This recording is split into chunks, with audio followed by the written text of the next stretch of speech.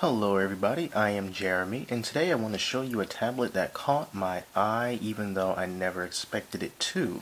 This right here is the D-Pad Internet tablet that I found while browsing the circular weekly ad of Big Lots. And usually, as a rule of thumb, when it comes to buying Android tablets, you usually don't buy them, at least it's not recommended, from stores that do not have their own dedicated electronics department. So in other words, try not to buy tablets from places like CVS or Walgreens or, in this case, Big Lots. Usually just stick to Walmart, Best Buy, places like that to buy your tablets. But the thing that caught my eye was the fact that, as you can see here, it was $89.99, and it also comes pre-installed with Android 4.1 Jelly Bean, which in and of itself is quite a feat because there's only a small sliver of devices out there that actually run Android 4.1.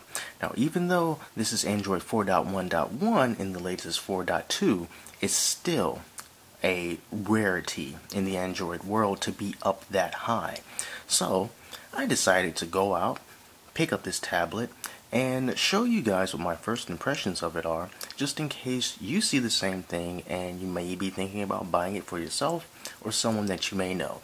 I'm going to take you on a crash course of this puppy right here. So let's go over some specs. This is a 7-inch tablet diagonally, and it is meant to be used in landscape mode, meaning that it's meant to be used sideways and not right side up. Also, it has a resolution of 800 by 600, which is not a very good resolution for something like a phone, let alone a 7-inch tablet. So not the best display in the world. The aspect ratio is 4:3, so it is not widescreen, but it is a capacitive touchscreen. It is a multi-touch capacitive touchscreen. If we flip it over, we can take a look at some of its specs here. And as I said, it is Android 4.1 Jelly Bean. It also has a 1.2 gigahertz processor. I believe it is a rock chip processor. A gigabyte of RAM, has 4 gigabytes of flash memory that you only have access to a small sliver to, but it also has a micro SD card slot, so you can expand your storage if you would like that. The battery is estimated to last up to 6 hours. It's a 3,000 milliamp hour battery, and it also has a 0.3 megapixel front-facing camera, and all the little standard things, Wi-Fi, no Bluetooth, however. So the specs on this tablet are pretty minimal, which you would expect for a tablet that's $89.99. So while not as awesome as something as the Nexus 7, for example, it's really about $100 cheaper, so you can't possibly expect to get the same amount of quality. However, every now and then I will be referring to the Nexus 7 when appropriate, just to make comparisons in order to make certain things that I say make more sense. So without further ado, let's open up the box and I'll show you what you get if you decide to pick up this tablet. So you open up the little front flap here, and you see here is the tablet. This is the D2 tablet. So this is the tablet right here. We're going to put that over to one side and just take a look at some of the other things that's inside the box. I took some of the paper stuff out, but once you get under here,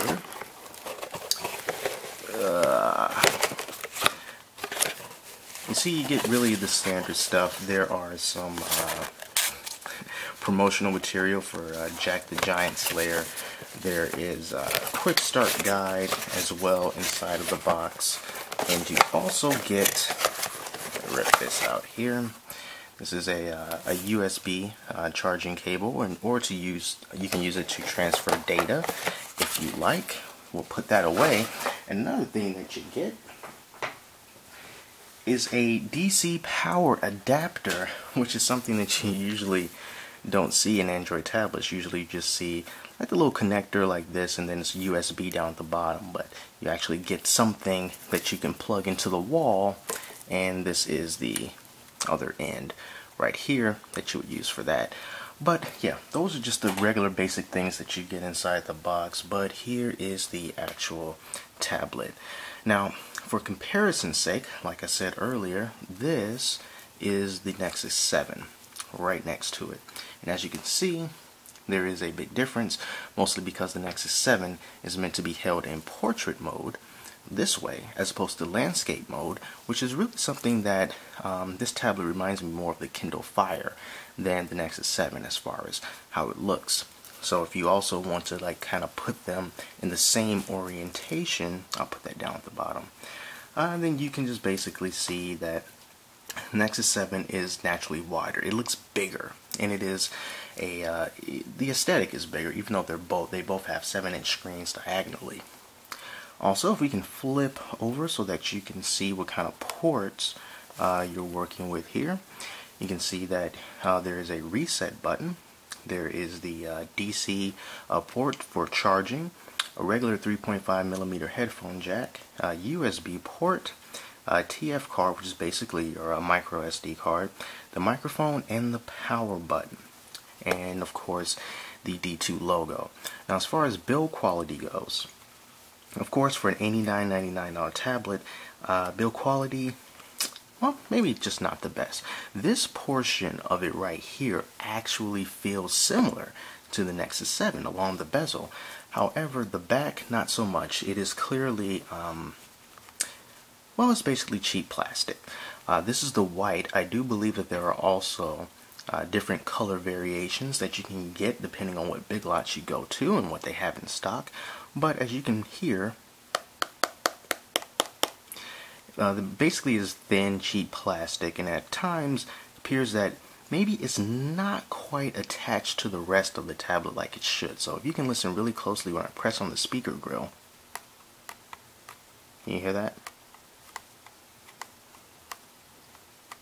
Almost sounds as if not quite separating, but some creakiness going on. And I don't want to really poo-poo on that too much, because going back to the Nexus 7, it had a screen separation problem through the first run of tablets. So I just kind of want to go over, the good and the bad things of this tablet. These are just little things that I noticed, and occasionally while tapping around on the touchscreen, you can hear creakiness every now and then, like you're hearing right now. Is it a big deal? No, not really, but still something that I would like to point out. So let's turn it on, and you see that this is the standard Android 4.1 lock screen. So this is not a Google certified tablet, so even though it is running Jelly Bean, you will not get Google Now, Google Play, Google Maps, all of that core Google apps you won't be able to get. And as far as I can tell, I haven't seen anyone who's able to root it and get those apps on there anyway. So far the only thing that you can do, swipe to the left to access the camera, or swipe to the right to unlock it. And this home screen is the home screen that the tablet originally had. I added some apps and that's inside the app drawer, but this is the basic home screen. You still get your 5 home screens, so that's 1, 2, 3, 4, and 5, and you can go back home.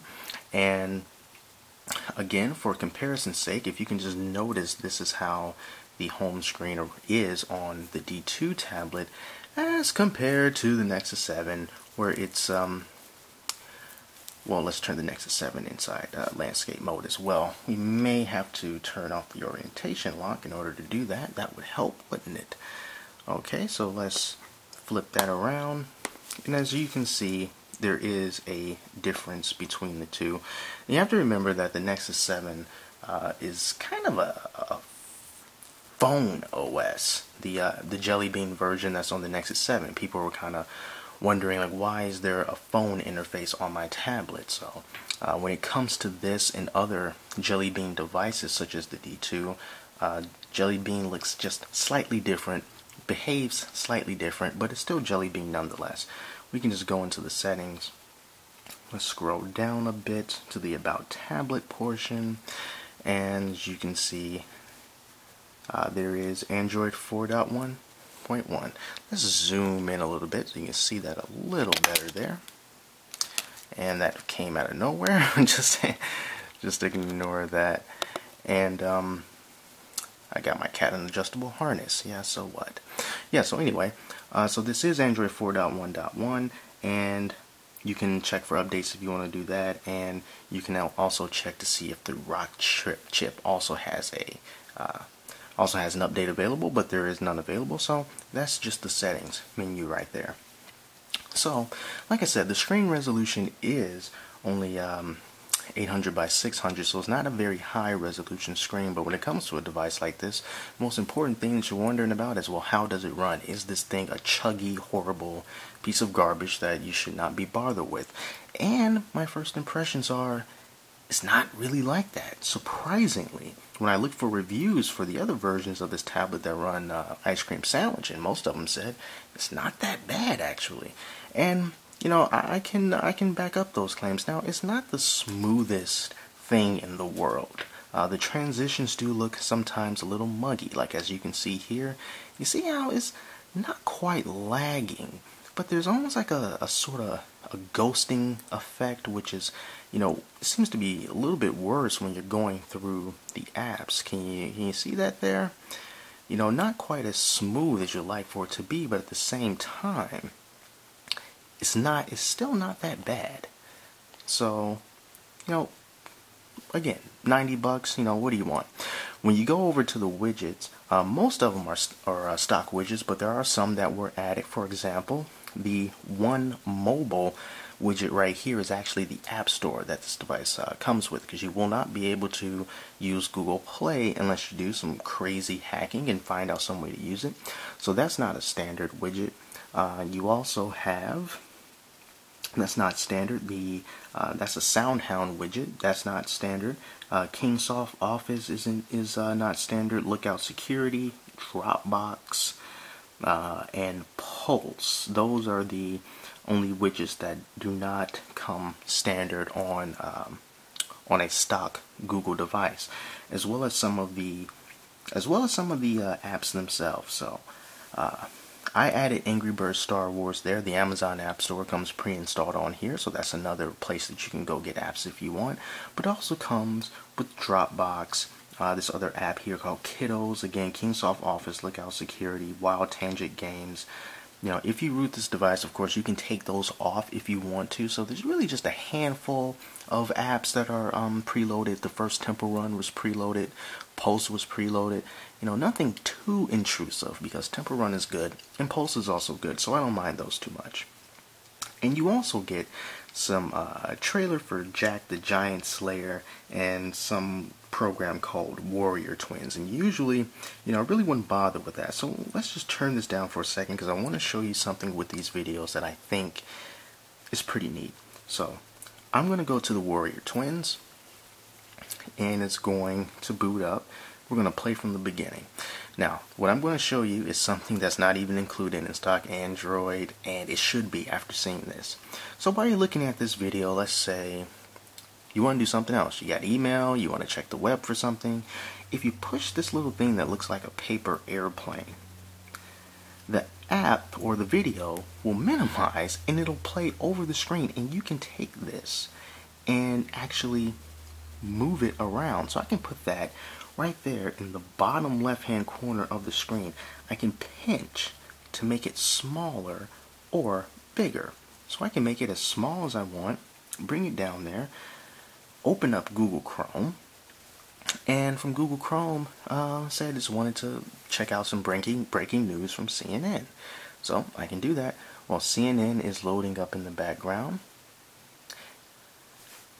And while all that's going on, I'm checking out the Oscars and everything like that. This video is still playing, and I have access to some of the controls, so I can skip ahead in the video if I want. Like, there's 5 minutes in. All the while, I'm still looking at my CNN stuff, and I can choose to go home, blow that up a little bit more, and if you long press on it, you'll see that X, and then when you click the X, it completely goes away. That's something that I think is quite neat on this tablet itself, and that's pretty cool. So, you know, other general performance, like I was in Google Chrome earlier, And Google Chrome itself has some weird laggy issues, even on high-end devices, just the way that the app is. But what I've seen is that general web browsing also is not bad. So, let's just say I'm just gonna go to Gadgetel, right? And in my experience, the speed and the performance is not too much different than what it is on my Nexus 7. The page is still loading, but you see I'm still kind of scrolling through as it's loading, and I can just try out the pinch to zoom, which is definitely not as fast as it would be on some, of course, higher end devices. Is really not supposed to be, but it's still not laggy. It's not fast, but it doesn't chug, and that's pretty neat. Again, this tablet, while wouldn't be something that I would say pick this over the Nexus 7 or anything like this, but I'm still kind of impressed with the performance that I've seen so far. Now let's take a look at some games here. So let's go into the app drawer and let's boot up. Where's Temple Run 2? Because I just downloaded that. So Temple Run 2 automatically plays in portrait mode. So let's turn it this way, and we're gonna try to play some of this game without getting it out of frame too much. Let's turn up the volume a little bit here.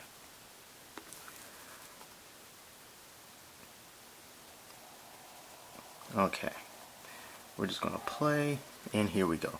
The gaming experience that I've seen on here has also been pretty good.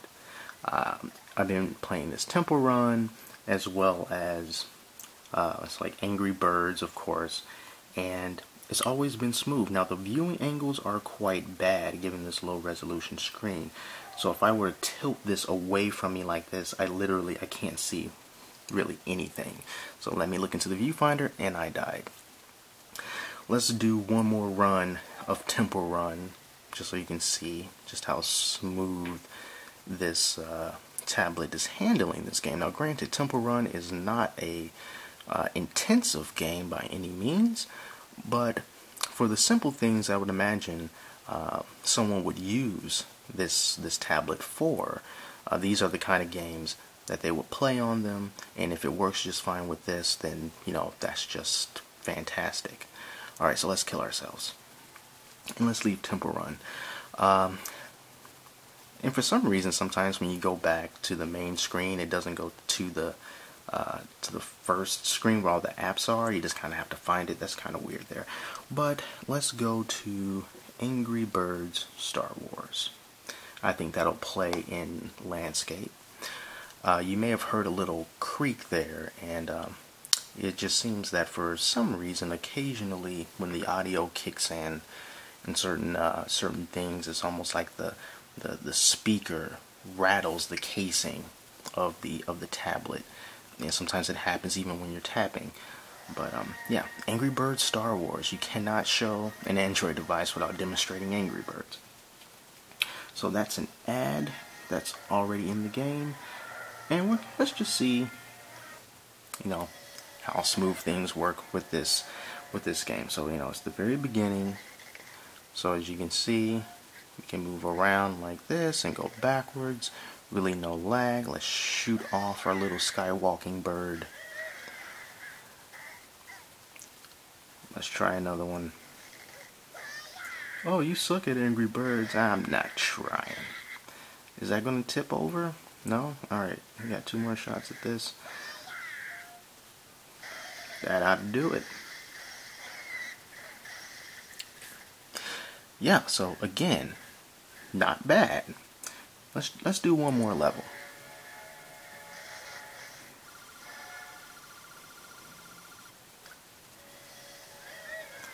Alright, here we go, one more time.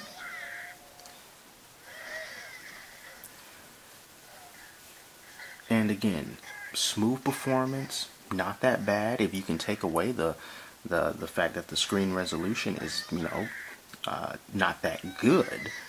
It's still a pretty decent performer, for what you get. So from those 2 games that I've played so far on this tablet, pretty good, thumbs up. Now let me show you the App Store that you'll be using. Since you can't use Google Play, you could use the Amazon App Store if you want, but for the most part you'll be using One Mobile Market, which also works in landscape mode. So let's just turn that there. Okay, so this is One Mobile Market, which looks almost identical to Google Play, the way they have these tiles set up. And it also has a lot of apps that you will find in Google Play as well. And much like Google Play, the searching algorithms are not that good either. So let's just say, for example, if I want to look at Instagram, and you would think Instagram would be the very first thing that popped up, except it's not. So we would have to scroll down just a little bit. Let's wait for that to finish loading, and then you'll find Instagram lurking way the heck down there. So there's your Instagram. So there are a lot of the same apps as in Google Play. Not a whole lot, but a decent amount. But it's also more dangerous, I think, than Google Play is, because there are some apps in this app store that masquerades as being something that is not, that could turn out to be a virus or malware, or just something that's going to infect your device, particularly when it comes to games. So if I can just show you an example of some of the games here I've seen. Okay, this is a good one here. Stuff like this. Grand Theft Auto 3 free. Unsuspecting person, goes ahead and decides that they want to download this, but in fact, this is not Grand Theft Auto 3. This was not made by Rockstar Games. This is just something that someone put on here to trick you and, get your money and get your information and anything else that they can get out of you. So try not to fall for stuff like that. I've seen many versions of that. I've seen many versions of, let's say, like Vice City right here. I've seen, things for like Mario Kart, and typically, stuff that you want to avoid because they are not the real thing.